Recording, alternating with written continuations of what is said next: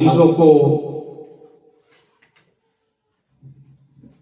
Palm Sunday की मुबारकबाद हो। आज दुनिया भर के अंदर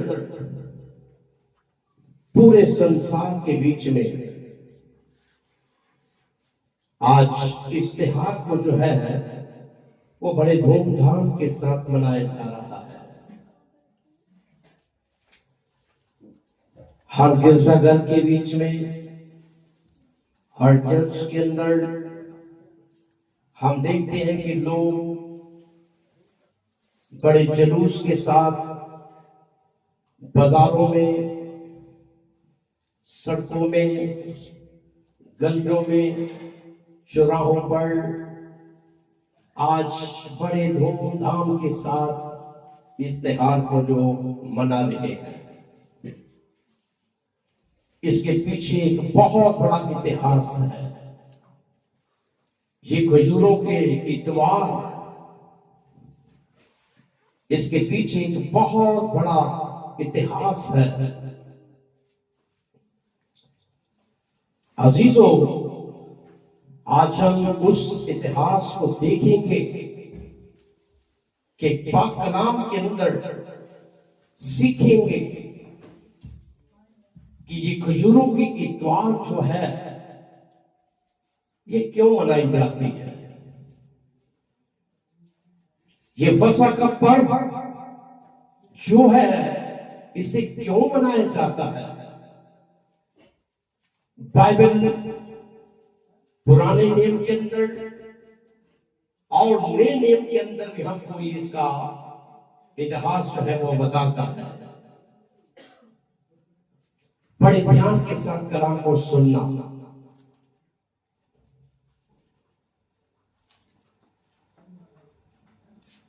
जब हम यूहन्ना रसूल की अंजील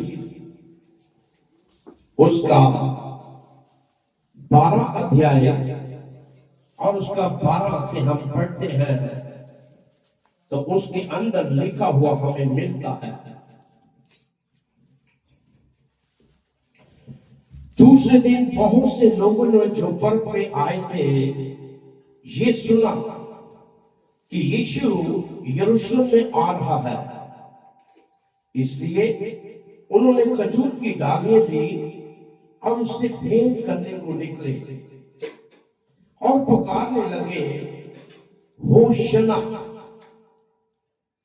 धन्य है इस्राएल का राजा जो प्रभु के नाम से आता है।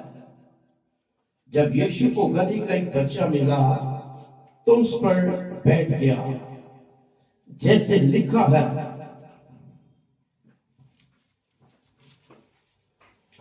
है सिय्योन की बेटी, मत डर, देख तेरा राजा गधे के बच्चे पर चढ़ा हुआ चला आता है।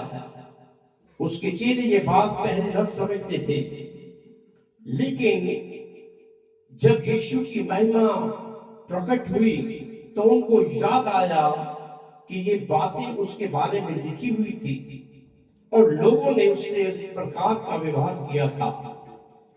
तब भीड़ के उन लोगों ने गवाही दी जो उस समय उसके साथ थे, जब उसने लाजर को कब्र में से बुलाकर मरे हुए में से जिलाया था।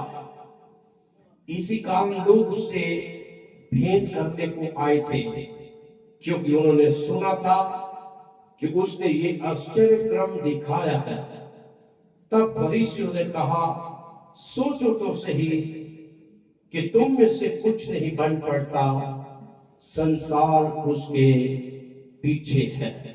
खुदावंद इस पाक कलाम का पढ़ा, सुना, समझा और कबूल किया जाना हम सब के लिए भाई से बरकत का सबब बने। अजीजों, यहां पर हम देखते हैं ये एक बहुत ही लंबी स्टोरी है। इसके अंदर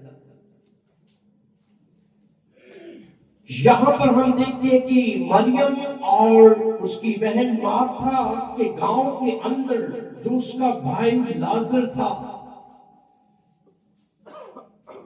वो बीमार था। लेकिन उनका प्रभु, उनको चाहने वाला, उनका महबूब, उनका रब्बी, उनका खुदा जो था वो उस वक्त उस जगह के अंदर मौजूद नहीं था। उसकी बहन ने, जो उसका भाई लाजर बीमार था, प्रभु यीशु मसीह को मैसेज भेजा, संदेश दिया कि जिससे तू प्यार करता है, जिससे तू मोहब्बत करता है, वो बीमार है। लेकिन खुदावंद यीशु मसीह उनकी बातों को सुनकर वो उस बात को टालकर निकल गए, क्योंकि वो जानते थे कि ये बीमार जो है, ये बीमारी जो है, ये सिर्फ खुदा के जलाल के लिए होने वाली है। और वहां पर सिर्फ खुदा का जलाल ही नहीं, बल्कि वहां पर मेरी भी जलाल वहां जाहिर होगा। अजीजों, उस खुदावंद के बारे में, उस महबूब के बारे में, उस रब्बी के बारे में जो मुर्दों को जिंदा करता है, अंधों को आंखें देता है, लंगड़ों को चलने की समर्थ देता है, वो खुदा वहां रुक गया और अपने चेलों के साथ वो आनंद कर रहा था, खुशी के साथ चल रहा। लेकिन कुछ दिनों के बाद उसने अपने शागिर्दों से कहा, आओ हम बेतेनिया चले, क्योंकि वहां पर लाजर जो है वो सो गया है। तो शागिर्दों को जब कहा तो शागिर्द इस बात को समझे नहीं, इस बात पर गौर नहीं किया। उसका सोए है तो कोई बात नहीं, जाग जाएगा।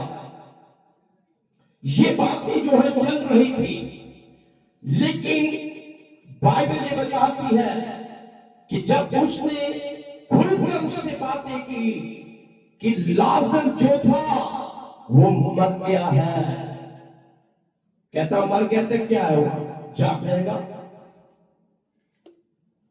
इस बात को वो नहीं किया, लेकिन मेरे रब्बी, मेरे यीशु, मेरा महबूब वो जानता था कि मुझे वहां पर जाना जरूरी है। अजीजों, जब वहां पर वो आए तो आकर जैसे ही वहां पर पहुंचे और उसको इस बात की खबर मिली कि वो मर गया है और मरे हुए 4 दिन हो चुके हैं। 3 दिन का शख्स जो है वो मुर्दों के बीच में से जिंदा हो सकता है, लेकिन 4 दिन का मुर्दा जो है उसके अंदर से दुर्गंध आती है, बदबू आती है। कोई उसके सामने खड़ा नहीं हो सकता, कोई भी उसके पास जा नहीं सकता। लेकिन जब यीशु मसीह उस बेतेनिया के इलाके के अंदर गया तो उसने वहां पर गया तो वहां पर उसने मैसेज भेजा। मार्था आई, लाजर की बहन मार्था आई, उसने कहा कहां रखा है? उसने कहा मरे हुए 4 दिन हो गए हैं। खुदा में यीशु मसीह ने कहा जिंदगी और कयामत मैं हूं, मैं पुनरुत्थान हूं, मैं ही कयामत हूं। क्या तू विश्वास करती है? कहती हां मैं विश्वास करती हूं। तू अभी भी जो कुछ मांगेगा वो खुदा तेरी सुनेगा। अजीजों, बाइबल में बताती है 4 दिन हो चुके और बेतेनिया के बीच में जो भी 2 मील की दूरी पर था, वहां पर जैसे वो गए तो वहां पर कुछ लोग, यहूदी लोग, उनको शांति देने के लिए, जब किसी की मौत हो जाती है तो उनके घर में लोग आते हैं शांति देने के लिए। पड़ोस के लोग, उनके जान पहचान के लोग, उनकी बरादरी के लोग वहां आते हैं। तो इसी तरह उस इलाके के अंदर बैतनिय्याह के बीच में उनको यहूदी लोग जो थे वहां पर शांति देने के लिए आए थे। लेकिन जैसे ही मार्था को इस बात की खबर मिली तो ठीक मार्था दौड़ती हुई आई और जाकर उससे बातें करने लगी। अजीजों, खुदावंद यीशु मसीह जो वहां पहुंचा तो पहुंचते ही वहां पर उसने से कहा कि तेरा भाई फिर जी उठेगा। माता ने उसे कहा, मैं जानती हूं कि आखिरी दिनों के अंदर पुनरुत्थान के समय क़यामत के रोज में वो जी उठेगा। यीशु ने कहा, पुनरुत्थान और जिंदगी मैं हूं, मुझ पर विश्वास करता है अगर वो मर भी जाए तो भी वो जिएगा, और जो कोई जीवित है और विश्वास करता है अनंत काल तक ना मरेगा। Hallelujah, hallelujah, hallelujah. उसने उससे कहा है, मैं विश्वास करती हूं, मैं विश्वास करती हूं। खुदावंद यीशु मसीह ने कहा कि जगत के बीच में आने वाला मैं ही हूं और ये उस रोज में जिंदा होगा। अजीजों, बाइबल बताती है कि वहां पर खुदावंद यीशु मसीह बहुत उदास हुए, उनका मन परेशान में हो गया। 4 दिन हो गए और वहां पर जब उसकी लाजर की बहन ने उसे कहा कि अब तो 4 दिन हो गए हैं, उसके अंदर से बदबू आती होगी, वो सड़ गया होगा। अजीजों, जो खुदा के लोग होते हैं, जो खुदा के चुने हुए होते हैं, उनको कोई भी कीड़ा उनको छू नहीं सकता, कोई भी चीज उनको खराब नहीं कर सकती। क्यों? जब वो सोते हैं तो खुदावंद की बारगाह में वो पहुंच जाते हैं। कहती कि अब तो क्या भी होगी, इसमें से 4 दिन हो चुके हैं।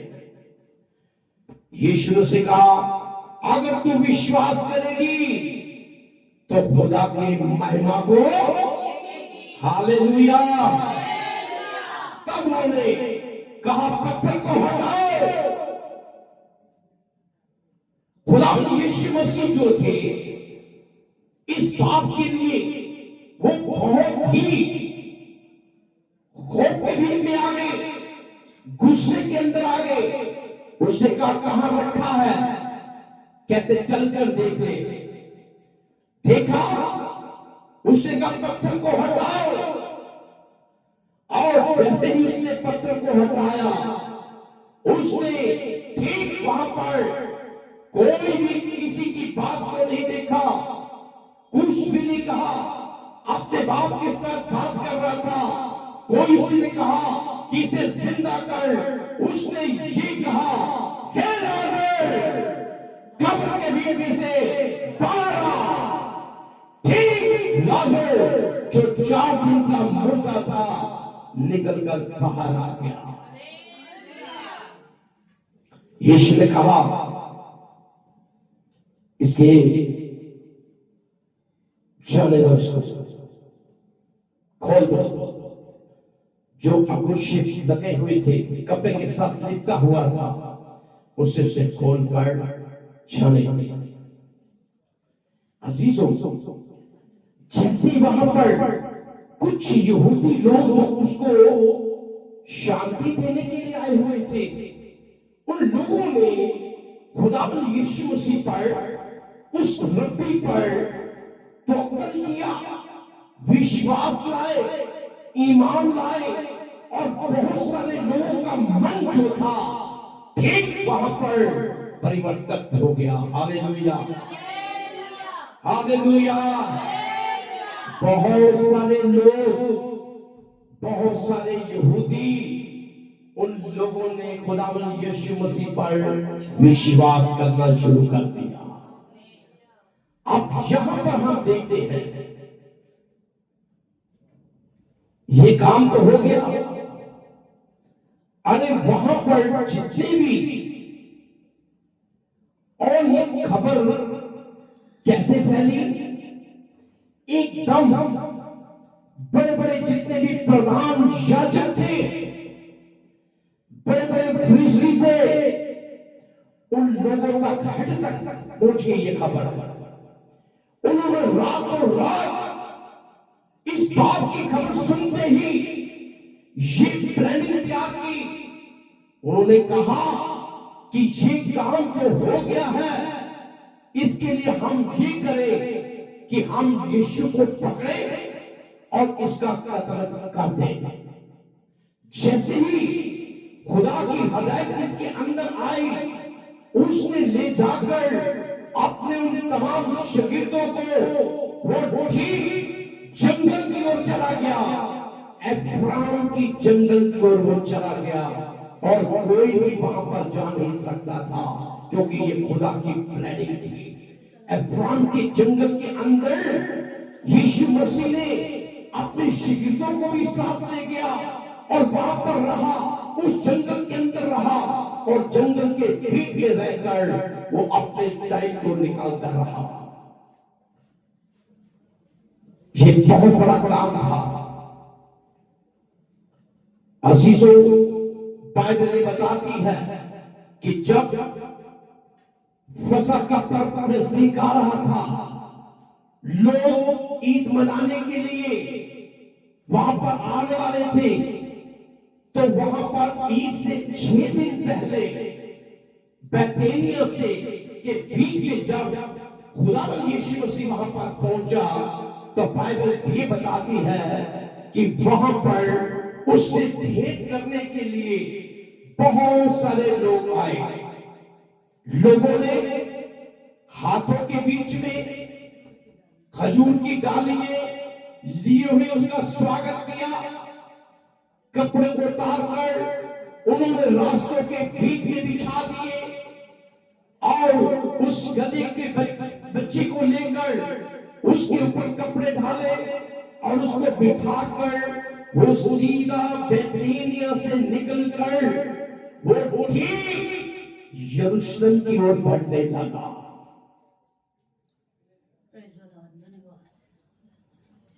लेकिन लोग वहां इंतजार कर रहे हैं। कहां? यरूशलेम के बीच में। ये फसह का, ये ईद का दिन था। 6 दिन पहले ही उस इलाके के अंदर जो कार्य हुआ था, लोग मारना चाहते थे, लेकिन ठीक वक्त पर खुदावंद यीशु मसीह भी उस यरूशलेम के बीच में प्रवेश करना शुरू कर दिया। लोगों ने जोर जोर से नारे लगाना शुरू किया, होशाना, होशाना, होशाना। जोर से शोर करना शुरू कर दिया। होशाना का मतलब होता है हमें बचा, हमें बचा, हमें बचा। क्योंकि वो जानते थे कि बहुत सारे यहूदी लोग जो थे वो खुदावंद यीशु मसीह पर विश्वास कर चुके थे। आज भी हम देखते हैं इस संसार के अंदर, इस दुनिया के बीच में, जब कोई इंसान खुदावंद यीशु मसीह पर तवक्कुल करता है, विश्वास करता है, ईमान लाता है, तो बहुत सारे उनके मुखालिफ लोग भी खड़े हो जाते हैं। इसने यीशु को कबूल कर लिया। इसी तरह यहूदी लोग वहां पर भड़क उठे, रात को अदालत लग गई, और बाइबल ये बताती है कि सदर अदालत जो थी, बड़ी कचहरी जो थी, वहां पर लगाई गई और वहां पर यह फैसला किया गया कि यीशु को जहां भी दिखाई देता है उसका कत्ल कर दो, उसको मार दो। ये हुक्म खुद पर जारी हो चुका। ये वहां पर पार्लियामेंट जो थी वहां पर फैसला किया गया, कचहरी के अंदर उस अदालत के बीच में। और वहां पर बाइबल बताती है कि खुदावंद यीशु मसीह उस वक्त हाजिर हुआ जब ईदे वहां पर ईद मनाने के लिए लोग जमा खड़े हो चुके थे। अजीजों, बाइबल बताती है दूसरे दिन, बाइबल क्या कहती है, आप ध्यान से सुनना बात को, पढ़ी। दूसरे दिन बहुत से लोगों ने जो ईद में आए थे, जो वहां ईद में आए थे, ये सुनकर कि यीशु यरूशलेम में आता है, आ रहा है यरूशलेम में। अब इन लोगों ने मौका सुन लिया हुआ था कि बहुत बड़ा काम हो चुका है। अरे उस रब्बी ने, उस यीशु ने, उस खुदा ने बहुत बड़ा काम वहां किया हुआ है। और काम क्या था कि 4 दिन के मुर्दे को, हालेलुया हालेलुया, और इसके साथ साथ बहुत सारे यहूदी लोग जो थे, उन लोगों ने भी वहां पर जो आए हुए थे विश्वास कर लिया। अब दूसरे लोग जो वहां ईद मनाने आए थे, फसह का पर्व मनाने आए थे, तो ये लोग चाहते थे कि हम भी खुदावंद यीशु के साथ भेंट करें, उसके साथ मुलाकात करें। तो ऐसा हुआ कि उन लोगों ने खजूर की डालियां ली, उससे मिलने के लिए आए और जोर से नारा कौन सा लगाया, होशाना, मुबारक है इस्राएल का राजा जो खुदावंद के नाम से आता है। हालेलुया। और बाइबल क्या बताती है, प्लीज किया, जब यीशु को गधे का बच्चा मिला जी, तो उस पर सवार हुआ, जी, जैसा कि लिखा है कि ऐसे यूद की बेटी ना डर, देख तेरा बादशाह, ऐसे यून की बेटी ना डर। जब आप जकरिया की किताब को पढ़ेंगे, उसका 9 अध्याय, उसका 9 के बीच में, तो वहां पर लिखा हुआ आपको मिलेगा, जकरिया 9 का 9 पढ़िए। ऐ बिन्ते सयून, हाँ, ऐ यरूशलेम, खूब जयकार कर, देख तेरा राजा तेरे पास आता है। हालेलुया। वो किस पर है, वो सादिक है, और नजात उसके हाथ में है, और नजात जो है, छुटकारा जो है, मुक्ति जो है उसके हाथ में है। वो हलीम है, हाँ, और गधे पर, हाँ, बल्कि जवान गधे पर सवार है। आगे, और मैं इफ्राइम से रथ और यरूशलेम से घोड़े काट डालूंगा, और जबकि कमान तोड़ डाली जाएगी, हाँ, और वो कौमों को सुलह का मज़दा देगा, हाँ, और उसकी सल्तनत समुद्र से समुद्र तक। Hallelujah hallelujah. जब हम यूहन्ना रसूल की अंजील 12 अध्याय उसका 16 को पढ़ते हैं, तो यहाँ पर भी सुनिए क्या कहता है। उसके शागिर्द पहले तो ये बातें ना समझे, पहले इस बात का जिक्र नहीं उनको लग रहा था, लेकिन जब यीशु अपने जलाल को पहुंचा, जब वो जलाल का समय आ गया, उनको याद आया, फिर उनको याद आया, ये बातें उसके हक में लिखी हुई, अरे ये तो पहले से लिखी गई हैं, और लोगों ने उसके साथ ये सलूक किया था जी। बस उन लोगों ने गवाही दी, हाँ, जो उस वक्त उसके साथ थे, जी, जब उसने लाजर को कब्र से बाहर बुलाकर हाँ, मुर्दों में से जलाया था, मुर्दों में से जलाया था। इसी सबब से लोग उसके इस्तिकबाल को ये था राज, क्योंकि मुर्दों को बीच में से 4 दिन का मुर्दा लाजर को उसने कब्र के बीच में से बाहर बुलाया। अब ये मौका जो हो गया, फरीसी लोग देख रहे हैं, बड़े प्रधान याजक जो है वो इस बात को देख रहे हैं, अरे ये तो बहुत काम कर रहा है, ये है कौन सी हस्ती, ये कौन सा बंदा है, ये कौन सा रब्बी है, ये कौन सा खुदा है जो मुर्दों को जिंदा करता है। ये बात के लिए हैरान हो गए। इन्होंने बड़ी अदालत लगाई, रात को कचहरी लगा दी, कैबिनेट इकट्ठी हो गई, सब प्रधानों ने मिलकर, फरीसियों ने मिलकर ये फैसला किया कि इसको क्या किया जाए, कत्ल किया जाए। क्योंकि यहूदी भी आके थे, उनके लिए देखते थे। यहूदी उसकी बात पर यकीन करते, अरे 4 दिन का मुर्दा, वो आए किस लिए थे, उस घर में शांति देने के लिए। लेकिन वहां पर 4 दिन का मुर्दा जिंदा हुआ, लाजर कब्र के अंदर से बाहर आ गया। ईमान के बीच में उनका और भी ईमान बढ़ता गया, क्योंकि उसने पहले ही मार्था से कह दिया था कि जिंदगी और कयामत मैं हूं। जिंदगी और कयामत, वो कहते हैं हाँ मैं जानती हूं कयामत के रोज वो जीत जाएगा, जब कयामत होगी वो जीतेगा। कहते नहीं, कयामत में हूं, मेरे बिना कयामत नहीं आ सकती, क्योंकि जब मैं आ जाता हूं ठीक वहां पर कयामत भी आ जाती है। तो कयामत कौन है,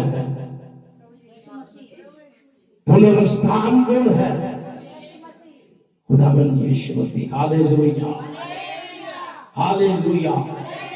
इसी बात का उन फरीसियों को और उन तमाम जितने भी प्रधान वहां याजक थे, उनके अंदर दिमाग हिल गया कि ये कौन सी हस्ती है जो 4 दिन के मुर्दे को बाहर ला रहा है निकाल कर। हैरान हो गए। तभी उन्होंने लास्ट में कहा, क्या कहा, 18 से पढ़िए। फरीसियों ने आपस में कहा, अरे सोचो तो, तुमसे कुछ नहीं बन पड़ता, तुम कुछ नहीं कर सकते। वो देखो संसार, वो देखो लोग, वो देखो भीड़, वो देखो दुनिया उसके पीछे पीछे चली आ रही है। कितना महान परमेश्वर है। आइए यीशु मसीह के नाम से जोर से ताली मारें।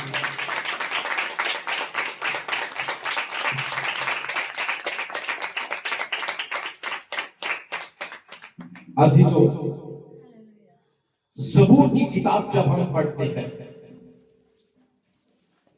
118 उसका 25 और उसके 26 को पढ़ने वाले उनकी आवाज में पढ़ना।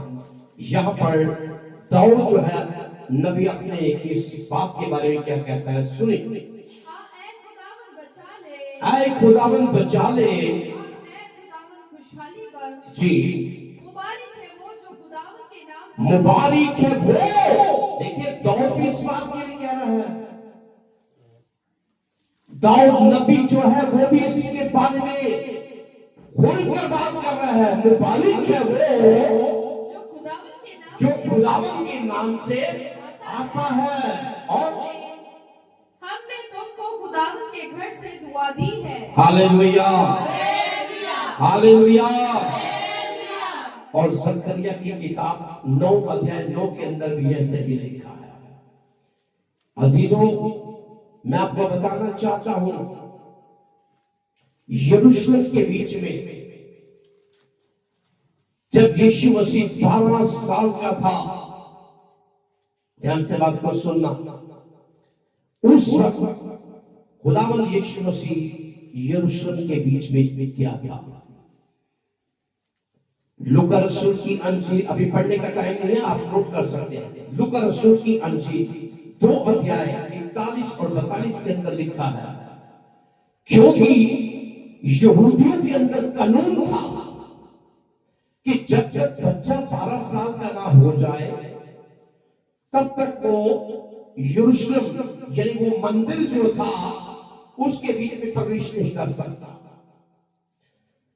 बाइबल बताती है कि जब यीशु मसीह 12 साल का हुआ, वो अपने माँ बाप के साथ वो उस मंदिर के बीच में गया। उस जगह के इलाके के अंदर से बहुत सारे उनके रिश्तेदार, बहुत सारे मोहल्ले के उनके जान पहचान के लोग उस मंदिर के बीच में उस त्योहार को मनाने के लिए गए। तो यीशु मसीह भी उनके साथ साथ 12 साल की उम्र के बीच में यरूशलेम में गया। अजीजों, जब खुदावंद यीशु मसीह आप उपदेश करने लगा, कलाम करने लगा, तो लगभग 30 साल की उम्र का था। लूका रसूल की अंजील 3 अध्याय उसका 23 के अंदर है। फिर जब उसकी माँ बाप उसको यरूशलेम के बीच में लेकर आए थे, तो बाइबल बताती है कि उस वक्त वो 8 दिन का था जब उसको यरूशलेम के बीच में लाया गया। ये लूका रसूल की अंजील 2 अध्याय उसका 21 के अंदर और 22 के अंदर भी आपको जिक्र मिल जाता है। अजीजों, यहां पर हम देखते हैं गधी के बच्चे के बारे में। कुछ जगहों के अंदर गधी का बच्चा लिखा है, कहीं पर गधी का बच्चा लिखा गया है।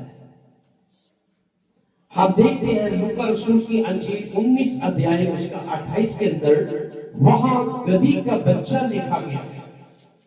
और जब हम मरकुस रसूल की अंजील उसका 11 अध्याय और उसका 1 और 2 देखते हैं, तो वहां पर भी गधी का बच्चे का जिक्र किया गया है। लेकिन जब हम यूहन्ना रसूल की अंजील उसका 12 अध्याय और उसका 12 के बीच में देखते हैं, तो वहां गधे का बच्चा दिखाया गया है। गधे का बच्चा जो है ये किसको दिखाता है? बेटे को। लूका रसूल की अंजील 14 के 5 के अंदर इसका जिक्र है। उसने अपने शिगिर्दों से कहा, जाओ सामने वाले गांव में जाओ, तुम्हें गधी का बच्चा मिलेगा, उसे खोलकर मेरे पास लाओ। वो लाया गया क्योंकि खुदावंद यीशु मसीह उसके ऊपर सवार होना चाहते हैं। आज भी बहुत सारे ऐसे बच्चों के ऊपर, नौजवानों के ऊपर आज भी खुदावंद यीशु मसीह चाहते हैं कि उनके ऊपर सवार होकर निकलो। ये गधी का बच्चा, इसका जिक्र जो है ये पूरी बाइबल के अंदर लिखा गया है। आज जबकि खजूरों की इतवार का इस त्योहार को जो पूरी दुनिया के अंदर मनाया जा रहा है, यदि पाम संडे, और यहां पर हम देखते हैं कि खुदावंद यीशु मसीह गधे के सवार होकर और हाथों में खजूर की डालियां, और लोगों ने उसका इस्तकबाल किया, उसका वेलकम किया। और जुलूस का नारा ये था, मुबारक है वो जो खुदावंद के नाम से आता है, क्योंकि खुदावंद ने अपने बेटे को इस संसार के अंदर, इस दुनिया के बीच में मेरे अजीजों इसलिए भेजा ताकि वो मेरा पैगाम, मेरा मैसेज, मेरा संदेश, मेरा कलाम लेकर जाए। और ये बहुत भारी जुलूस था, और जुलूस जो था वो यरूशलेम की गलियों, बाजारों में घूमकर सीधा खुदा के घर में जाकर, यरूशलेम के अंदर जाकर वो खत्म हो गया। और खत्म जो हुआ वो इस तरह से हुआ, और बाइबल ये बताती है कि खुदावंद यीशु मसीह ने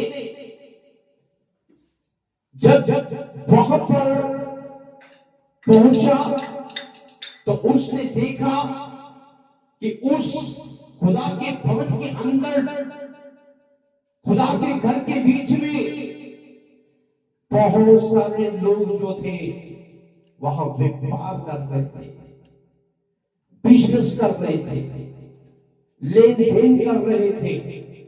लेकिन खुदावंद यीशु मसीह ने रस्सी के कोड़े को बनाया और मार मार कर उन लोगों को खुदा के घर के अंदर से भगा दिया, क्योंकि लोगों ने खुदा के नाम लेकर उस खुदा की खिदमत को वो एक बिजनेस बना दिया था। आज भी हम देखते हैं कि बहुत सारे खुदा के घरों के अंदर आज भी लोगों ने बिजनेस बनाकर रखा हुआ है। खुदा की खिदमत पर कुछ नहीं है, कोई आत्मा नहीं बच रही, कोई रूह नहीं बच रही। चाहिए तो था कि खुदा के भवन के अंदर, खुदा के घर के बीच में खुदा के लिए रूहों को जीते, रूहों को तैयार करते, ताकि रूहें खुदा के लिए, बादशाह के लिए तैयार हो सके। अजीजों, पैसा जो है आज भी लोग खुदा के नाम पे मुगाते हैं, बहुत सारा पैसा ले लेते हैं, लेकिन खिदमत पर कुछ नहीं, कोई रूह नहीं बच रही, कोई आत्मा नहीं बच रही।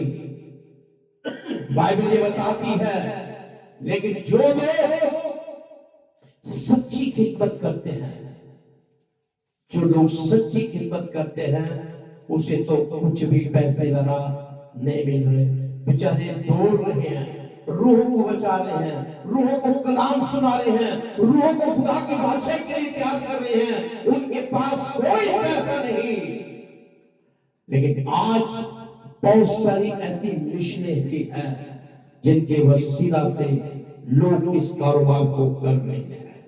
अजीजों, बाइबल बताती है कि खजूर की डालियां हाथ में लिए हुए लोगों ने अपने कपड़े जो थे वो जमीन के ऊपर बिछा दिए। खजूर की डाली किस चीज को सबूत देती है? वो क्या सबूत है कि खजूर की डालियां जो है, इसका क्या मतलब है? इसका मतलब है एवरग्रीन। Hallelujah, hallelujah. एवरग्रीन का मतलब होता है सच्ची खिदमत। जो इंसान सच्ची खिदमत करता है, प्रभु यीशु मसीह ने भी हजारों लोगों को हरी हरी घास के ऊपर बिठा दिया। अपने शिष्यों को कहा कि इनको हरी हरी घास पर बिठा दो, और इनके लिए उसने रोटी को लेकर उन लोगों को खिलाया। यह है सच्ची खिदमत। अजीजों, खजूर जो होती है, आप देखते हैं कि खजूर जो होती है वो कभी भी, इसको खजूर जो होती है वो कभी भी अपना साथ नहीं छोड़ती। आपने देखा कि इसके अंदर इतनी मिठास होती है, थोड़ा इतनी मिठास होती है कि वो एक दूसरे के साथ लिपटी होती है। जैसे आप देखते हैं यहां पर, कभी है कैसे लिपटी हुई है? क्यों? क्योंकि इसके अंदर क्या है? मिठास। यही खुदावंद यीशु मसीह के अंदर मिठास थी, तभी तो लोग उसके पास खींचे हुए आते थे, छोड़ देते थे। यह है खुदा का प्यार। चाहे इसको कितना भी जोर लगाओ, नहीं निकलेगी। एक और इसका भाई है, उसको क्या कहते हैं? श्वाले। जब आप उसको डब्बे में डालते हो तो उसकी आवाज आती है, खड़खड़ाने की आवाज आती है ना, ये होता खालीपन। लेकिन उसके अंदर मिठास नहीं है, जोश नहीं है। लेकिन अगर जिस चीज को जब हम देखते हैं इसके अंदर इतनी मिठास है कि उसने आपस के बीच में जुड़ी होती है। यह है खुदा का प्यार, यह है खुदा की मोहब्बत, यह है खुदा की रिफाकत। जब हम खुदा के साथ लिखते होते हैं, खुदा की रिफाकत के होते हैं, तो हमारा प्यार खुदा में बढ़ता जाता है। खुदावंद यीशु मसीह जब मंदिर के बीच में गए, मत्ती रसूल की अंजील 12-21 अध्याय उसका 12 के बीच में हम देखते हैं, उस यरूशलेम के अंदर जैसे ही वो पहुंचे तो तमाम व्यापारी जो थे वो अपना काम कर रहे थे, बिजनेस कर रहे थे, कारोबार कर रहे थे। खुदा के घर के बीच में से खुदावंद यीशु मसीह ने रस्सी के कोड़े बनाए और उनको मार मार कर वहां से निकाल दिया। जब मत्ती रसूल की अंजील 21 अध्याय उसका 12 पढ़ते हैं तो उसके अंदर लिखा हुआ क्या लिखा है, सुनिए, पढ़िए। और यीशु ने खुदा के हैकल में दाखिल होकर, जैसे ही वो यरूशलेम में हैकल में दाखिल हुआ, उन सबको निकाल दिया जो हैकल में खरीद और फरोख्त कर रहे थे, क्योंकि वहां पर क्या चल रहा था, बिजनेस। अरे खुदा के घर के अंदर बिजनेस करें, चाहिए तो ये था कि उस खुदा के घर के अंदर रूह को जीत कर लाते। कितने लोग रूह को जीत कर लाए, कितने काम। हेलो, क्या चाहिए हमें? बिजनेस करना चाहिए, कितने लोग लेकर आए? लास्ट संडे को बोले थे कि हम लेकर आएंगे, कितने लेकर आए? हाथ खड़ा करो, जरा खड़े हो जाओ लोग जो जो बोल रहे थे, चार खड़े हो जाओ, जरा पता लगे। देखो दिखाई में सब खड़े होंगे, पता चलेगा। आपने भी बोला था ना, देखा ये छुपते हैं। खुदा एक एक चीज का हिसाब लेगा। बाइबल कहती है कि जब तक तू पाई पाई नहीं चुकाएगा तू इस कैद से नहीं छूटेगा। बैठ जाइए। तो वहां पर क्या हो रहा था, बिजनेस चल रहा था, व्यापार चल रहा था। तो खुदावंद यीशु मसीह ने क्या किया, सुनिए। और सराफों के तख्ते, सराफों के चौकिए और कबूतर फरोशों की चौकियां, जितने भी वहां पर कबूतरबाज थे सबको ठीक चौकियां उनकी क्या कर दी, और उनसे कहा, एक मलाकी की किताब 3 अध्याय 1 का पढ़िए, देखिए वहां पर क्या मिलता है आपको। पढ़िए इस मलाकी 3 अध्याय उसका 1 पढ़िए। देखो मैं अपने रसूल को भेजूंगा। कलाम कहता है कि देखो मैं अपने रसूल को, अरे वो रसूल भी था, वो रब्बी भी था, वो महबूब भी था, वो आपका खुदा भी था। कहता मैं अपने रसूल को क्या करूंगा, भेजूंगा, और वो मेरे आगे राह दुरुस्त करेगा, और खुदावंद जिसकी तुम तालिब हो, और जिसकी तुम तालिब हो, नागाहान अपनी हैकल में आवाज वो अचानक ही उस मंदिर में प्रवेश। तो व्यापारी क्या कर रहे थे, बिजनेस कर रहे थे, व्यापारी अपना काम कर रहे थे।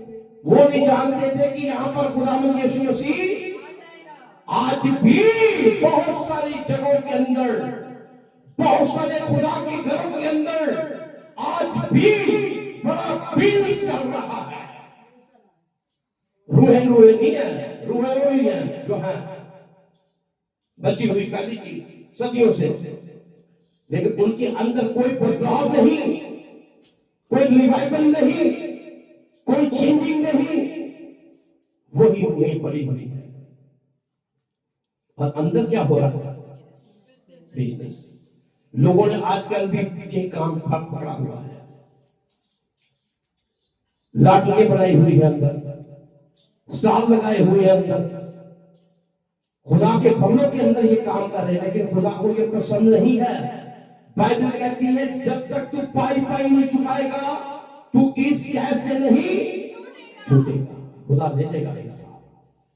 अगर हम भी आज रूह को नहीं बचा रहे, याद रखना जब अदालत होगी, सामने खड़े होंगे तो खुदा हमसे हिसाब ले लेगा। बाइबल कहती है कि उनकी चोटियों को क्या कर दिया, उल्ट दिया। कबूतर बेचने वाले उनकी चोटियों को उल्ट दिया, अपने रस्सी के कोड़े को बनाया, मार मार कर सबको वहां पर भगा दिया और उनसे क्या कहा, मत्ती रसूल की अंजील 21 अध्याय उसका 13 के बीच में सुनिए। और उनसे कहा लिखा है कि मेरा घर, लिखा है, सुनिए, लिखा है। वो अपने से बना रहा, कोई चैलेंज कर सकता उसको, कोई उसको रोक सकता है? वो कहता है लिखा है। और लिखी हुई बात जो पहले सदियों से है उसको कौन मिटा सकता है? हेलो, कोई मिटा सकता है? तो यीशु मसीह ने उनको पहले पकड़ लिया, उसने कहा लिखा है मेरा घर प्रार्थना कर घर कहलाएगा। Hallelujah, hallelujah. मेरा घर दुआ का घर कहलाएगा। इसके बारे में यशायाह नबी क्या कहता है? यशायाह नबी की किताब 56 उसका 7 पढ़िए, इस आयत को भी सुनिए। मेरा घर खुदा का घर हो कहलाएगा, पढ़िए। मैं उनको भी अपने कोहे मुकद्दस पर लाऊंगा। खुदावंद कहता है कि मैं उनको भी उस कोहे मुकद्दस यानी उस पवित्र पहाड़ के ऊपर लाऊंगा और अपनी इबादत गाह में उनको शादमान करूंगा। हालेलुया, खुश करूंगा। और उनकी सुखदानी कुर्बानियां, उनकी जितनी भी शुक्रगुजारियां हैं और उनके ज़बीहे मेरे इस मज़बा पर, वेदी पर मकबूल होंगे, कबूल किए जाएंगे, क्योंकि मेरा घर लोगों की इबादत गाह कहलाएगा। हालेलुया। वहां बिजनेस नहीं चलेगा, वहां आपकी आई हुई शुक्रगुजारियां जो भी आप लेकर आते हैं, हर एक शुक्रगुजारी वहां कबूल की जाएगी। आज भी बहुत सारे लोग खुदा के भवन के बीच में उसकी वेदी पर लाकर रखे हुए हैं। क्यों? कि ये कौन सा घर है? दुआ का घर। ये मेरा प्रार्थना का घर है, दुआ का घर है, और वो घर भी जो मेरा कहलाएगा। ये हमारा नहीं है। मैं सोचूंगा ये इनका घर है तो उसके अंदर हम नहीं, ये खुदा का घर है। और जिस कुर्बान के ऊपर, जिस वेदी के ऊपर आप कुर्बानी लाते हैं, शुक्रगुजारी लाते हैं, वो ठीक उसके ऊपर कबूल की जाएगी। आपकी बेटे भी कबूल होगी। Hallelujah, hallelujah. आखिर के बीच में कहता है मत्ती रसूल की अंजील 13-21 अध्याय का 13 के अंदर हम देखते हैं कि यीशु ने उनसे क्या कहा। इसके बाद हम नत्न करेंगे, मगर तुम उसे डाकुओं की खो बनाते हो। तीसरी बात कहता है कि तुमने उनको डाकुओं की क्या बना दी? खो बना दिया है। क्या चल रहा है? बिजनेस। डाकुओं की खो के अंदर क्या चलता है? लूटमार। जो भी लूटी हुई चीजें होती हैं वो ठीक लाकर उस गुफा के अंदर रखी जाती है। खुदा ऐसी बातों से हरगिज़ खुश नहीं है, चाहे वो बड़ा खुदा का भवन हो, चाहे वो छोटा भवन हो। खुदा ऐसे व्यापारियों को मार मार कर वहां से निकालेगा। जब यिर्मयाह नबी की किताब 7 अध्याय उसका 11 को हम पढ़ते हैं तो देखिए इसके अंदर क्या कहता है खुदा का पाक कलाम। खुदा ने अपने बंदा यिर्मयाह से क्या कहा, सुनिए। क्या ये घर जो मेरे नाम से कहलाता है, ये घर जो मेरे नाम से कहलाता है, तुम्हारी नजर में डाकुओं का घर, तुम्हारी नजरों में क्या ये डाकुओं का घर है? देख खुदावन फरमाता है, मैंने खुद ये देखा है, मैंने खुद अपनी आंखों से इसको क्या कर रहे हो, लूट का माल अंदर रखा हुआ है, लूट के माल को लाकर अंदर रखा हुआ है, ये मैंने अपनी आंखों से देखा। और खुदा कहता तुमने इसे डाकुओं की खो बना दी। क्या खुदा बख्शेगा इसे को? यहाँ पर आनंद हो रहा है, खुशी मना रहे हैं, खूब आनंद मना रहे हैं, लाडलियां चल रही हैं, खाने बन रहे हैं, सब कुछ हो रहा है, लेकिन वहां आत्मा कोई भी खुदा के लिए तैयार नहीं। याद रखना मेरी अजीजों, जितने भी इस कलाम को सुन रहे हैं, लाइव देख रहे हैं, याद रखना किसी भी बदरू का निकाला हुआ कोई हिसाब नहीं होगा, कोई भी किसी और चीज का हिसाब नहीं लिया जाएगा। रूह का, आत्मा का वो हिसाब जो है आपसे वो लिया जाएगा।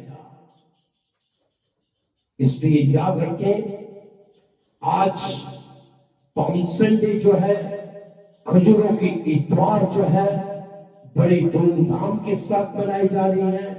लोग जुलूस निकाल रहे हैं बड़ी धूमधाम के साथ, गलियों में, शहरों में, कस्बों में, बाजारों में ये धूमधाम के साथ जुलूस चल रहे हैं और भीड़ की भीड़ उसके पीछे चली जा रही है। यूहन्ना रसूल की अंजील 12 अध्याय उसका 12 के अंदर कहता है, क्या कहता है? आइए वापस चले अपने सब्जेक्ट के ऊपर वापस चले। दूसरे दिन बहुत से लोगों ने जो ईद में आए थे, ये सुनकर कि यीशु यरूशलेम में आता है, यरूशलेम में आता है, खजूर की डालियां ली, खजूर की डालियां ली, और उसके इस्तेमाल के लिए, उसके वेलकम के लिए निकले, पुकारने लगे, होशाना, होशाना। है वो, यही है लोग, होशाना, होशाना, होशाना। अब फ्राइडे को देखना इसका क्या होगा, इसको यही लोग बोलेंगे। अभी कह रहे होशाना, तो होशाना का मतलब होता है हमें बचा। वो बचाने के लिए तो आया, लेकिन हम खुद बचना नहीं चाह रहे, ना बचा रहे हैं। इसलिए मेरे अजीजों, आज जो पूरी दुनिया के अंदर इस त्योहार को जो खजूरों का इतवार से कहते हैं, पूरी दुनिया के अंदर हर चर्च में, हर गिरजाघरों के अंदर ये बड़ी खुशी के साथ मनाया जा रहा है, क्योंकि खुदावंद यीशु मसीह जो था वो सीधा यरूशलेम के बीच में आए और वहां पर आकर उसने तमाम उन जो बिजनेस करने वाले लोग थे, व्यापार करने वाले लोग थे, उनको खुदा के घर से बाहर निकाल दिया और उनसे एक ही बात कही। क्या कही? उनकी चौकियों को उल्टा दिया। फिर उसने कहा कि मेरा घर दुआ का घर कहलाएगा। फिर उसने कहा कि तुम लोगों ने इस घर को डाकुओं की खो बना दिया। इसलिए आइए हम खुदा के लिए रूह को जीते, खुदा के लिए रूह को त्याग करें। हो सके रूह को खुदा के नजदीक में लाएं, ताकि उसका इनाम, उसका मुकुट, उसका ताज जब हम खुदावंद यीशु मसीह के सामने खड़े हो तो वो अपने हाथों से आपको सिर के ऊपर रखे। खुदावंद आज के इस कलाम के वसीला आप सबको, इस कलीसिया को और जितने लाइव देख रहे हैं सबको मुबारक हो। आमीन।